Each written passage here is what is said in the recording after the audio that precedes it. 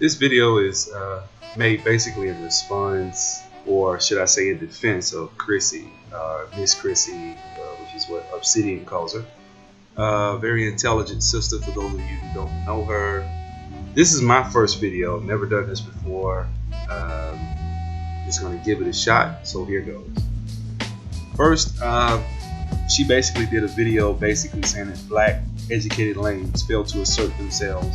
And in this video, she talks about different segments of the black male population that consider themselves educated lames.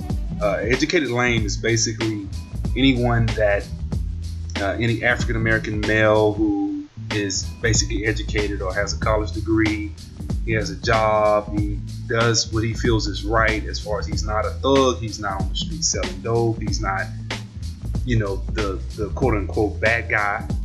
Also, he could be also considered a blue collar brother who has a job, pays his bills, but he's distinctly not the pretty boy, not the guy that a lot of females are going after. He's more so probably not as attractive or not as socially enabled or socially developed as the quote unquote bad guys. Now, the first thing I notice when I hear this educated lame statement is, I hear a lot of these brothers say, well, I'm a good man. And you have to really qualify that, because when you talk about a good man, you first have to look at how he conducts himself as a person, as a man. Because attributes don't make you a good man. You can have a degree, you can have a job, and you can be an asshole. You can have a degree, you can have a job, and you don't know how to dress. You can have a degree, have a job, pay your bills, but you're not really excellent with your body. You're not a good steward of your body. You don't keep your teeth well. Your skin is bad. It's 50 million reasons as to why a woman, and I'm not saying that makes you a bad man, but what makes you a good man should first start with inside, just like what makes a woman a good woman starts on the inside. So with a woman, what makes her a good woman is she loyal, how she treats you, is she respectful, submissive, in the right circumstance, of course. Well, with a man, we always say we're supposed to protect and provide, but one of the things we also have to look at is, are you a good steward of your money? Are you good with your money? Also, we need to look at, are you romantic? When you say you're a good man, do you know how to romance a woman? I've seen different videos of guys that come on and say they're an educated lame, and you go in the comments, and a guy, I was listening to Angry Man the other day, and he said that he was going on a date with this girl, and the guy started calling him a simp because he's going on a date with this girl. These brothers, and see, they have the audacity to look at black women and say, well, these women don't know a good man when they see one. Well, if you don't know how to romance a woman, you're in trouble. If you don't know how to connect with her mind and overcome your weaknesses, then you're in trouble. So one of the issues with an educated lame, and I consider myself, I wouldn't say I've been called lame by a female before. I mean, I have. I can care less. I've been called lame. But one of the things I pride myself on doing is overcoming my fears. One of our fears, the main fear that a lot of brothers have, is social anxiety. Is coming up to sisters and approaching them in public settings and saying hello and getting these sisters to let their guard down. And a lot of brothers are afraid to try that. And so what we do is a coping mechanism. They say the mind justifies what the heart desires. If we're fearful of walking up to a beautiful woman and saying something to her because the 2 or 3 times that we did, we got shut down, or she ignored us, or she laughed at us, tried to make us feel lame, then we turn around and say, well, these bitches ain't shit. And I think it's more to it than that. I think what it comes down to is we as men have to be willing to step out of our comfort zones, approach women, and be willing to take the bumps and bruises. I myself, I think I'm a very nice looking guy. I'm 6'2", 220 pounds. I work out just about 5 days a week. I'm in great shape. I think I'm somewhat socially, I've taken tests. I'm not an introvert or an extrovert. I'm in the middle.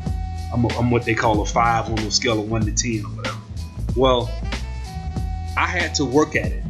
I had to get out here and overcome my weaknesses and my fears and step to women. And a lot of times I was afraid, but you have to be willing to get out of your comfort zone and step to a lot of women.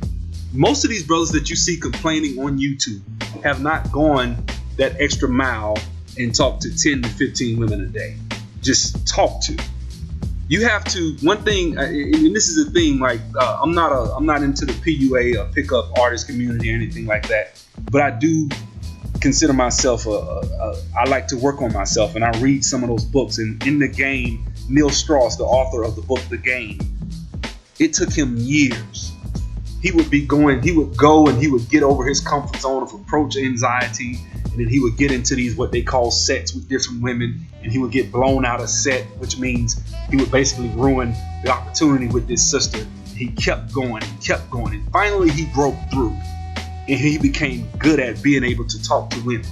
It takes time. And I hear a lot of excuses from a lot of brothers. I hear, well, they don't want me because they don't, they can't see a good man, or they don't want me because, it's the sister's fault. And I'm gonna tell you something. It's just like in sports. Nobody's gonna give you anything. You're gonna have to work. You're gonna have to go out here and get over your social anxiety. You're gonna have to go out here and get over not having certain things. See, because one of the things that the thug or the bad boy or not necessarily the thug or the bad boy has done, but because let me go ahead and interject this one thing. There are a lot of brothers who are educated, but they're not lame, and they get ass. They get women. So that this whole educated lane is not either hot or cold. I know brothers that are engineers that women love them, and they ain't the best looking brothers, but they're confident. They keep themselves well groomed. They dress a certain way. I got a friend of mine I played ball with in school. He's a tall brother, decent looking brother, no homo, but he doesn't know how to dress. And when you try to talk to him, he thinks he dresses very well. These are the things that stop certain brothers from breaking into certain, areas of women, because you're going to be stuck to dating 6s and 5s and 7s because you don't quite understand how to. Women are detail oriented most of the time. They're going to pay attention to the coat that doesn't fit right, the jeans that are just too big, or the shoes that are just too dirty, or the teeth that hadn't been cleaned in a while, or you need a haircut. Little small details like that are what separates the winners and losers. Then it's also details like how comfortable are you looking her in her eyes and speaking to her. See, a lot of times we're so focused on the no that we've been told that we forget, and we formulate these opinions, and we start saying, well, hey, sisters are these cold, dirty, calculating bitches. And it's not that. It's not that. It's not that they're cold, dirty, calculating bitches. What it is that we have to step outside of our comfort zones and go up to these sisters until we become comfortable talking to a woman, looking her in her face, listening to what she has to say, complimenting on something more so than her physical appearance. Working with it takes part of being a man is stepping out of is being not just able to step out of your comfort zone, but being able to take that risk. Just like in business, offended. Just like black women shouldn't get offended if a black man says, hey, I like this other black woman because she's in shape, she has a nice body, and she takes care of herself, and she looks a certain way. If you know you take care of yourself and you work out and you're in shape, it doesn't bother you. And so the brothers that are on here complaining about being educated lames, a lot of times need to step back and look at themselves and not just point the finger at the women. Am I saying that women are perfect? No. Am I saying that you can't walk up to a sister and she's childish and immature, she's going to ignore you, she's not going to ignore you? Of course they're going to. I've been ignored. I've been shot down. The best brothers I've been around only succeed maybe 15% of the time. maybe on a good day, maybe 30. No brother I've been around has ever gotten every woman he wants. No brother I've been around, and see, this is the thing. I was in a group one time, on Facebook, and a guy put a post up of this real beautiful woman, right? Now I graduated high school in the 90s. He put up a picture of this beautiful woman, long natural hair, dark skin, because I love dark women. That's why I remember it. Thick like I like them, hips, ass, waist, everything proportioned like I want. And he said in the post in the top of it, he said she ignored you in high school, but now she wants to come back with you, but she has a child by a professional athlete. What do you do? And so I came and I told the truth. I said, well, I'll probably give a sister a chance. He was like, why? Why would you do that? You simping. I said, first of all, I graduated high school in the 90s. And I'm making a point here. I graduated high school in the 90s. And I'm not going to hold a grudge over being turned down in the 90s from a female because I'm still bitter about it. I'm holding on. And yet we want to say the sisters got baggage. And we don't want to talk about the sisters, and we don't want to talk to those sisters because they got all this emotional baggage from the baby daddies. Well, these brothers got emotional baggage from being shut down 5 and 6 and 20, however many times they got shut down. Because a lot of them will get shut down and step to, you count in a 12-month period, they probably stepped to 5 women in the whole 12 months, but they think they understand the psyche of black women because they stepped to 5 black women and got turned down. That's baggage. And I told this brother, I said, man, I'm not going to be bitter over something that happened almost 20 years ago. I'm not going to shut a sister down if I connect with her and we connect and we have a connection. I'll talk to the sister. That's what I'll do. I'm not going to hold a grudge. Now, that was something that, of course, he kicked me out of the group, which I could care less. But I'm saying all this to say, and I'm going to say this, and I'm going to end this with a video. And I want you to listen to this video. I consider myself a nerd. I love Dragon Ball Z.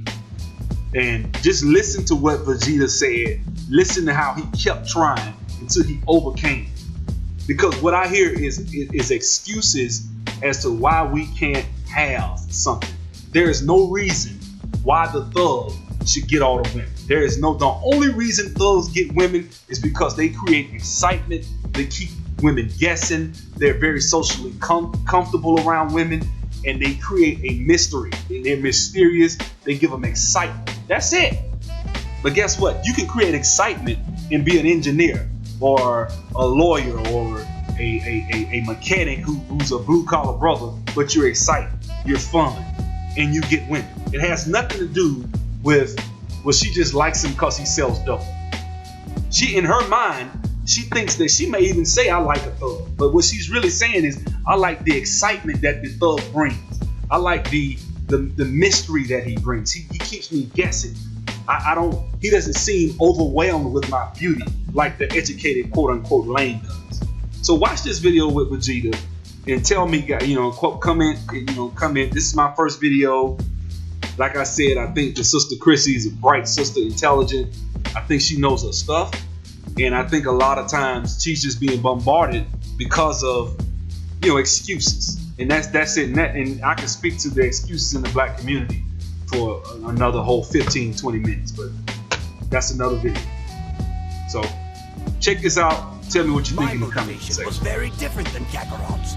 My motivation was to be the best, to be the greatest Saiyan alive, as I always had been, until Kakarot came into the picture, that is. Kakarot's success was like a demon in my head. How could he be a Super Saiyan when I, the prince of all Saiyans, could not? The intensity of my training was maddening. At 450 times normal gravity, a basic training game became a desperate struggle for survival.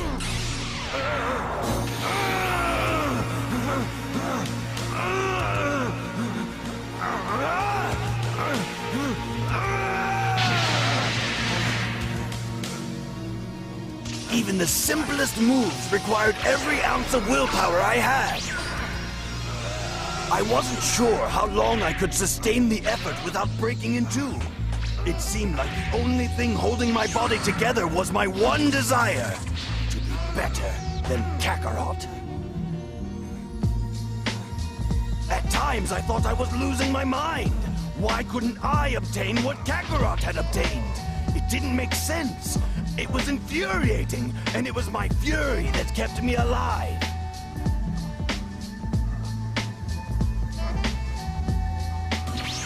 I decided to continue my training in the solitude of space, where I would be unhindered by the distractions of the Earth.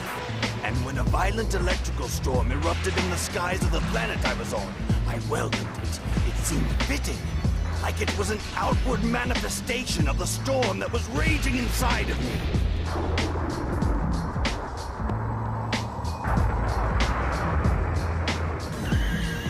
Then the meteors started coming down, but I was determined to survive and to protect my ship from destruction. It was my only way out, my only way off that nightmarish heap of rubble. I thought I had everything under control, but then the mother of all meteors seemed to appear out of nowhere to claim my ship and my life.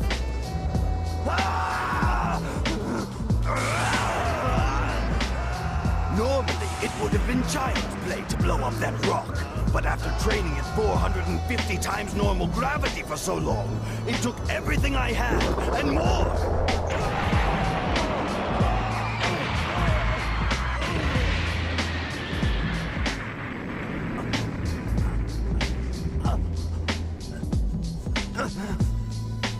Kakarot!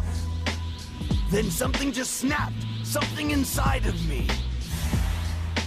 No, no more! That's it! I don't care! I didn't care anymore. I didn't care about being better than Kakarot. I didn't care about being a Super Saiyan. I didn't care if I lived. I didn't care about anything.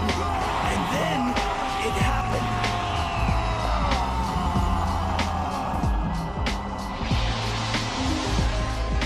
Yes, that's how it happened.